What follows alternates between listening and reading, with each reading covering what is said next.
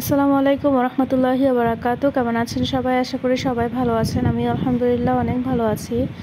তো আজ হচ্ছে আপনাদের কাছে আরও একটি নতুন রেসিপি নিয়ে চলে এসেছি। আজ আমি দেখাবো আপনাদেরকে রেডিমেড মশলা দিয়ে কিভাবে খুব সহজে আপনারা চটপটি তৈরি করতে পারেন। তো সমস্ত টিপস সহ এই রেসিপিটা জানতে হলে আমার পুরো ভিডিওটি অবশ্যই দেখবেন। আর আমার ভিডিওটা যদি ভালো লাগে তাহলে অবশ্যই লাইক করে দিবেন।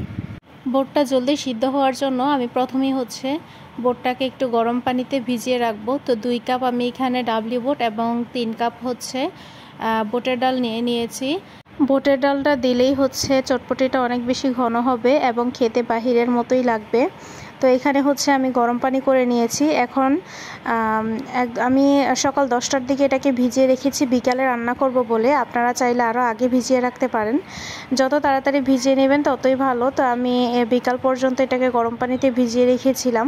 হালকা গরম পানিতে ভিজিয়েছি, বেশি গরম পানিতে ভিজাইনি। তো দেখতেই পাচ্ছেন বিকাল হওয়া পর্যন্ত কত সুন্দর এটা ফুলে গেছে।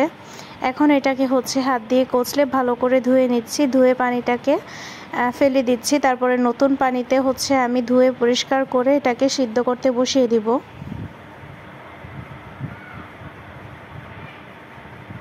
ভালো করে ধোয়া হয়ে গেলে এখন হচ্ছে আমি পানি দিয়ে এটাকে সিদ্ধ করতে বসিয়ে দিব। এটা দেখতেই পাচ্ছেন আমি সিদ্ধর জন্য কতটুকু পরিমাণে পানি নিয়েছি।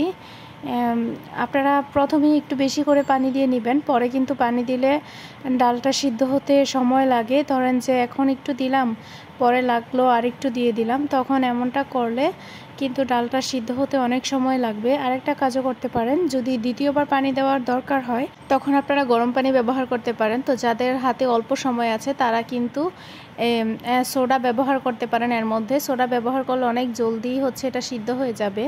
তো সোডা ব্যবহার করার যে একটা উপকারিতা আছে, সিদ্ধ হয়ে যাবে জলদি, এটার কিন্তু একটা ক্ষতিকর দিকও আছে।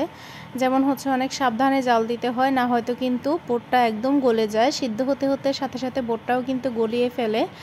তো তাই হচ্ছে আপনাদের হাতে বেশি সময় থাকলে আপনারা সোডাটা ব্যবহার করবেন না। তো এখানে হচ্ছে আমি 5টার মতো আলু সিদ্ধ বসিয়ে দিয়েছি এবং সাথে 2টা ডিম সিদ্ধ বসিয়ে দিয়েছি। একসাথেই দেওয়া যেত কিন্তু একটু আলাদা দিলেই ভালো হয়।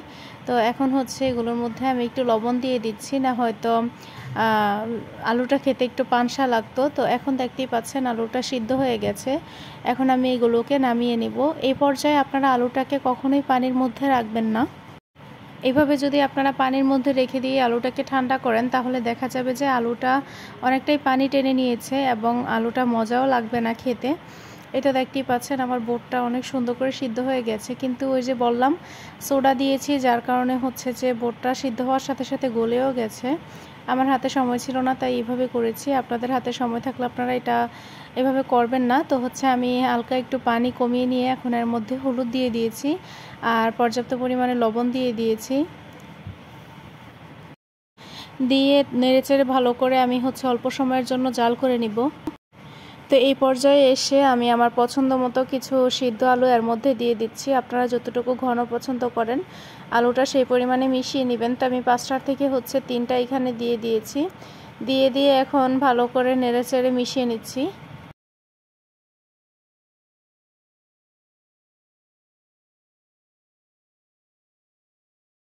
আর এখন রান্না প্রায় শেষের দিকে, তাই এখন হচ্ছে আমি রেডিমেড মশলাটা ব্যবহার করব। আমি এখানে হচ্ছে রাঁধুনি গুঁড়া মশলাটা ব্যবহার করছি। পিছনে কিন্তু আপনাদের লেখাই থাকে বক্সের পিছনে যে কতটুকু পরিমাণ দিতে হবে বা কি করতে হবে। তা আমি অল্প অল্প করে প্রথমে মিশিয়ে নিচ্ছি।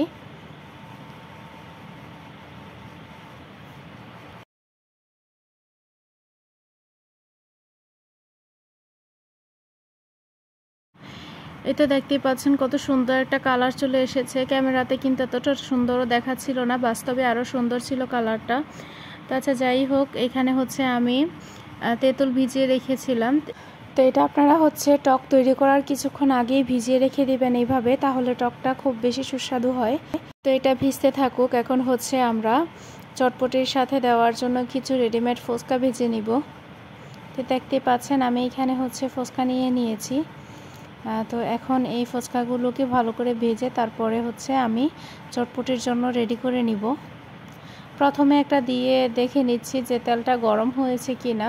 তো দেখলাম যে তেলটা গরম হয়নি, তো গরম হওয়া পর্যন্ত অপেক্ষা করব। তো দেখতেই পাচ্ছেন তেলটা গরম হয়ে গেছে। এরপরে হচ্ছে আমি একে একে সবগুলোকেই ভেজে নিব।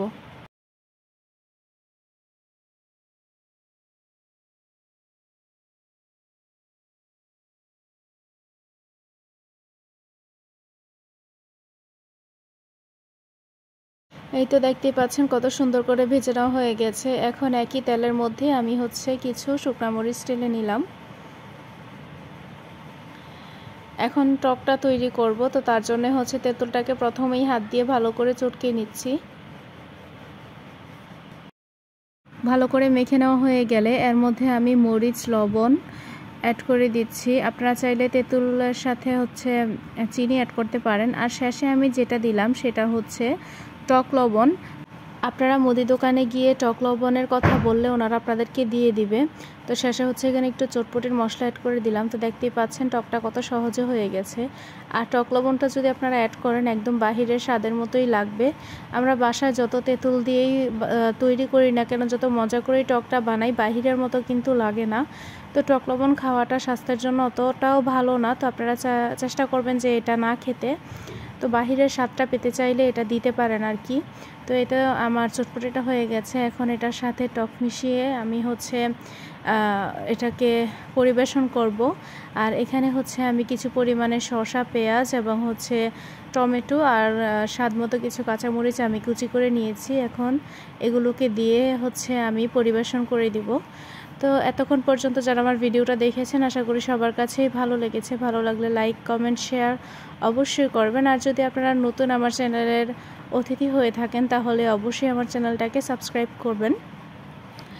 আর অবশ্যই কমেন্টে জানাবেন আপনাদের কেমন ভিডিও পছন্দ। ইনশাল্লাহ চেষ্টা করব আপনাদের পছন্দ অনুযায়ী ভিডিও দিতে। তো আজকের জন্য এতটুকুই। দেখা হচ্ছে পরের ভিডিওতে। আল্লাহ হাফেজ। আসসালামু আলাইকুম।